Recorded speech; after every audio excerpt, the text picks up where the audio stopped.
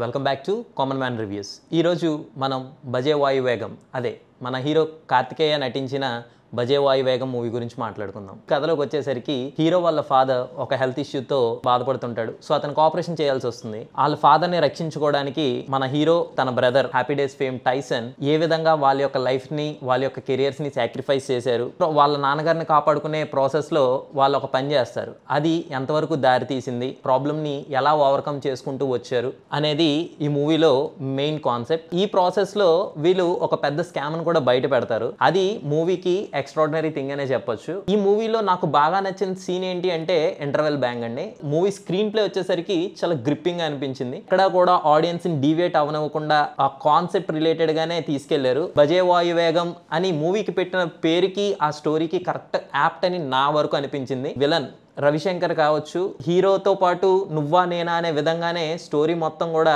వీళ్ళిద్దరి మధ్య ప్రతి సీను కూడా ఎక్స్ట్రాడినరీగా ఉంటుంది. నెగిటివ్స్కి వచ్చేసరికి మూవీలో కొంచెం సాంగ్స్ డల్గానే ఉన్నాయండి.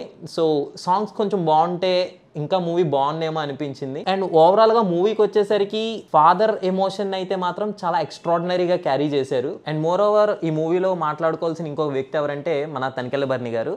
ఆయనకి ఈ మూవీలో చాలా రోజుల తర్వాత ఒక మంచి స్కోప్ ఉన్న క్యారెక్టర్ వచ్చిందని నాకు అనిపించింది.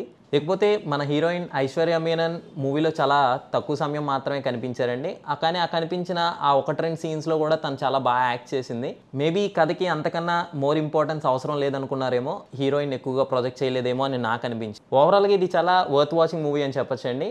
అండ్ ఈ వీకెండ్లో ఖచ్చితంగా ఫ్యామిలీతో అండ్ ఫ్రెండ్స్తో కలిసి మనం ఖచ్చితంగా ఈ మూవీ అనేది వాచ్ చేయొచ్చు. బెదిర్లంక తర్వాత కార్తికేయకి ఈ మూవీలో తన పర్ఫార్మెన్స్ బట్టి కెరియర్లో ఇంకా మంచి ఛాన్సెస్ వచ్చే స్కోప్ ఉన్నదని అయితే నాకైతే అనిపించింది. And please go and watch this movie. ఇటువంటి జెన్యూన్ అండ్ హానెస్ట్ రివ్యూస్ కోసం మా ఛానల్కి సబ్స్క్రైబ్ చేయండి. అండ్ మీ యొక్క ఫ్రెండ్స్కి కూడా షేర్ చేయండి. లైక్ చేయడం మాత్రం మర్చిపోకండి. Thank you.